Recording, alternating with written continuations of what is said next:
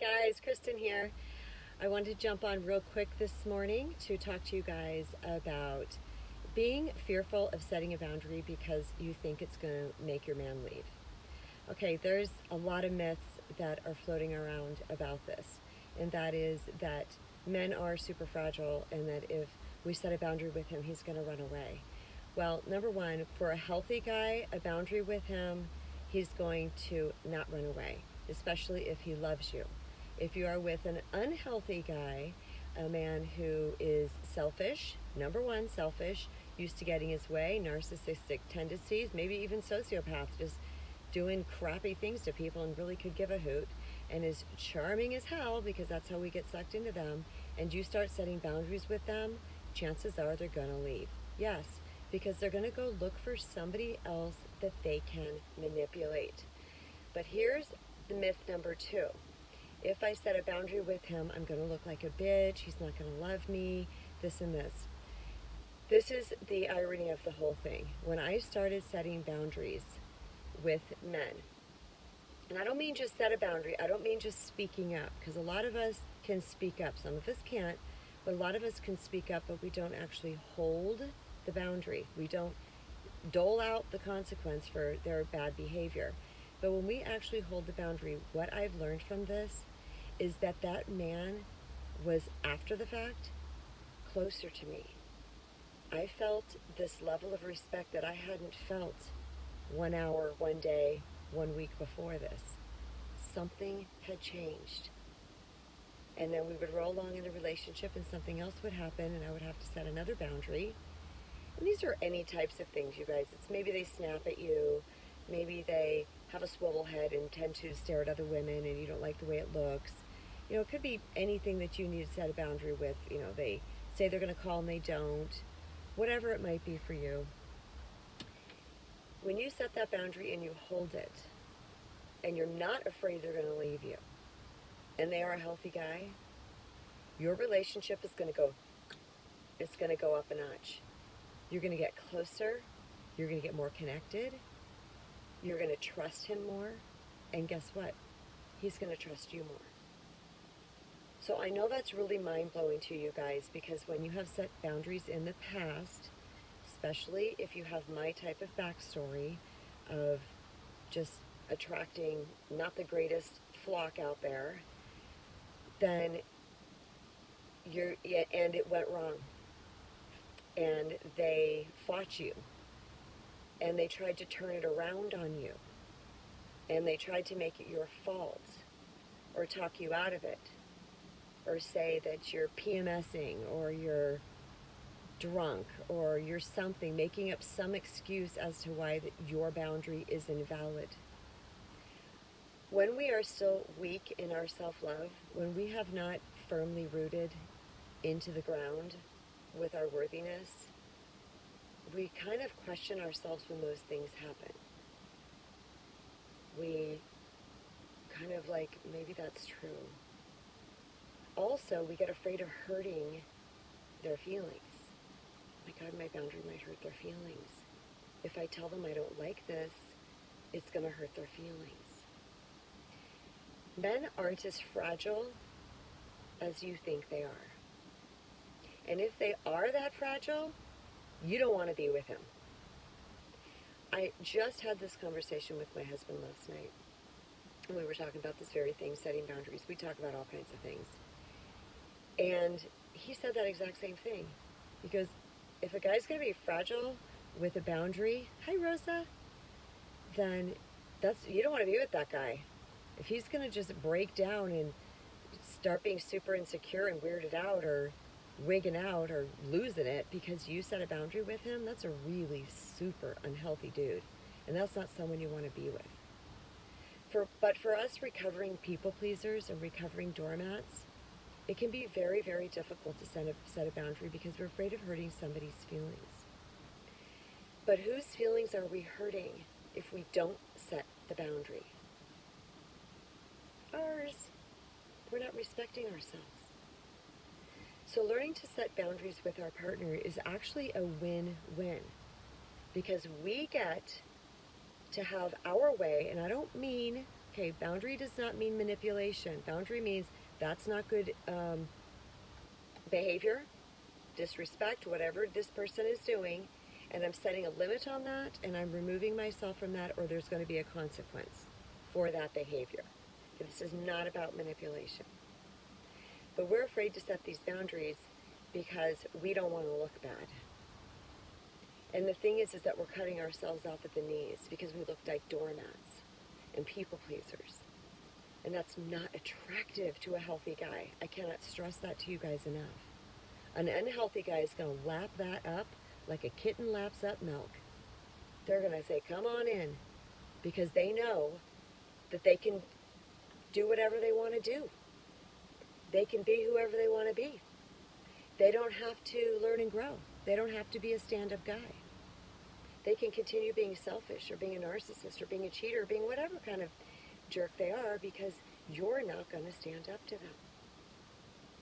So one of the things about healing our self-worth, that's why I preach self-love is the key to all of this. Because we show up a healthier version of ourselves when we love ourselves. It's really interesting because I had a huge backstory of being a people pleaser. And now that I love myself, I'm not any meaner. I'm not a dick. I'm just like, no, that's not okay. The thing that changed, you guys, was the guilt. I don't feel guilty anymore for setting boundaries. My awesomeness, your awesomeness, does not change because we set a boundary with somebody. We just feel less guilty about it. And this is what I want you guys to know. Something radically shifts in a man when we are willing to set a healthy boundary with him. I've seen it. I've experienced it myself. When I first started practicing this stuff, I would set a boundary and go in the corner and cringe. What's this? Oh my God, what's going to happen? What's the fallout going to be from this? But I didn't fold. He didn't see the cringing. I stayed in my power.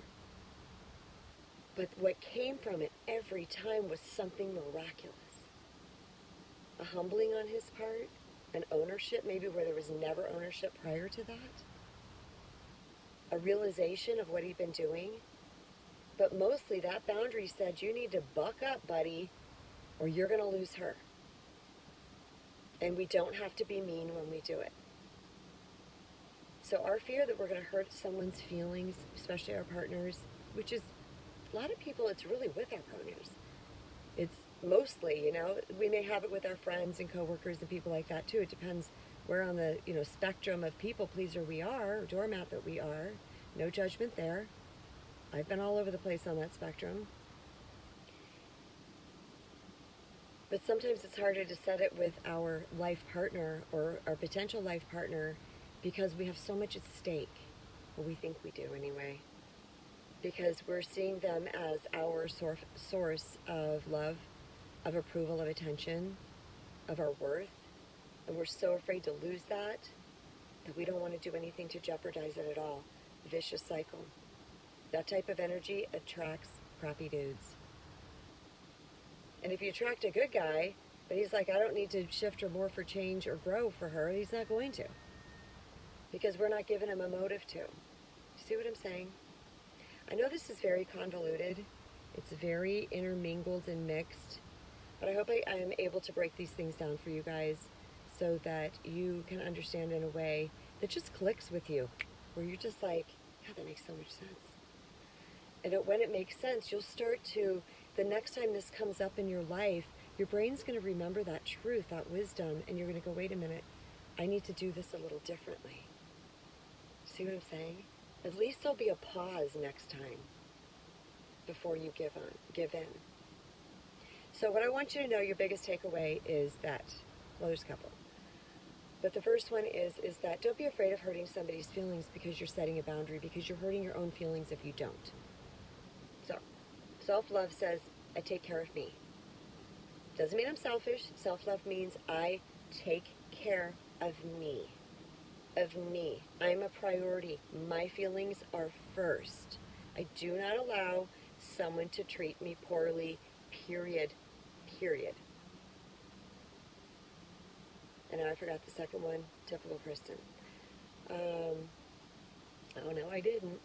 The second one is, your second takeaway that I want you to remember is setting boundaries and standing firmly rooted in those boundaries is highly attractive. It shows a quality man that you're going to be strong enough to have his back because you have your own. Quality man's not looking for a doormat. They're not looking for somebody that they can rule, that they can reign over, that they can control. They're looking for somebody to stand beside them. And by you saying, yeah, not cool. And in fact, this was the case with my current husband. He said to me several times, he's like, I like the way you run your life. I'm like, that is the weirdest compliment I ever got when we were first dating.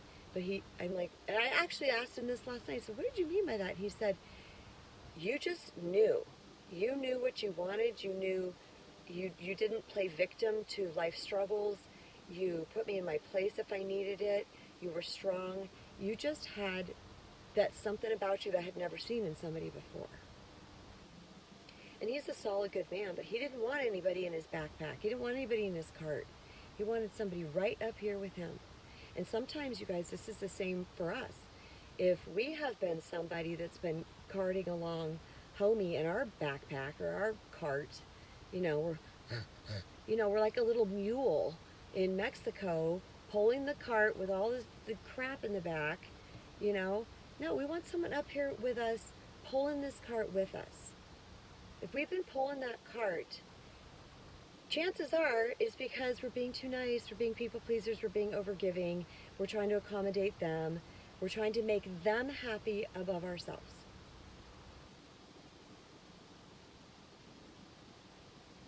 No. We make ourselves happy. It sends a beautiful, beautiful, beautiful message to a good man. And you're taking care of you in a way that you've never taken care of yourself before. And the more that you do that, the more that you look out for you, you're going to fill that worthiness cup, and you're just going to stop putting up with crap in the world. You're going to so much easier, more easily, be able to walk away from people who are treating you poorly. I used to be so upset if somebody, my God, I don't want anybody to leave my life. This is what self-love does, you guys. I might be sad, like, oh, sad I don't have a person in my life anymore, but thank you, Lord. Thank you, baby Jesus. Thank you, God, universe, stars, Ellen and Oprah, that I don't have to deal with that anymore. That I don't have that poo. I don't want that poo. Life is hard enough. I want positive, awesome, supportive, loving, connected people. I used to think everybody was broken and you just kind of got the pick of the, someone's really close to me backing in. He's killing it though. Look at that. Right on, dude. Anyway, I used to think that, you get what you got. You don't throw a fit when it came to friends, but that's not true. What it means is that if you've got someone that's treating you poorly, that you have the right to walk away without guilt and without shame. If you want to show up in the world as somebody who demands respect and love from somebody, you have to give it to yourself. And stop worrying about hurting other people's feelings. Let me tell you something. A healthy person, they may not like that you set the boundary. They may squabble a little bit, but they're going to fall into line. An unhealthy person is going to make you wrong. They're going to turn this around on you. They're going to try to control you. They're going to go talk smack about you in the world. You can't control that. Now, I know I'm speaking here like I'm all 100% at this. Believe me, I don't want that happening to me either, still. But I'm so much more less attached than I've ever been. I'm less attached to the way that I can just kind of let things, like, it bothers me, but it doesn't reign me, doesn't rule over me. Okay, you guys, I hope you got a lot from this. I hope you're understanding that you taking care of you is where the money is. That is where you are going to attract an amazing guy. Don't be afraid of hurting feelings. They're in charge of their feelings. And that's another great point. We are in charge of the way that we speak our boundaries, how we share our boundaries, the words we use, the tone we use, the setting we use it in. Okay? They are in charge of how they're going to feel about that boundary.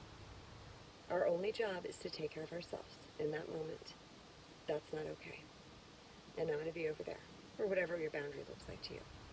Okay, guys, so much love. Thank you guys for joining. Mwah. Happy Friday. I hope you have an amazing weekend. And for those of you that are across the globe, hope you're already having an amazing weekend. Peace, everybody.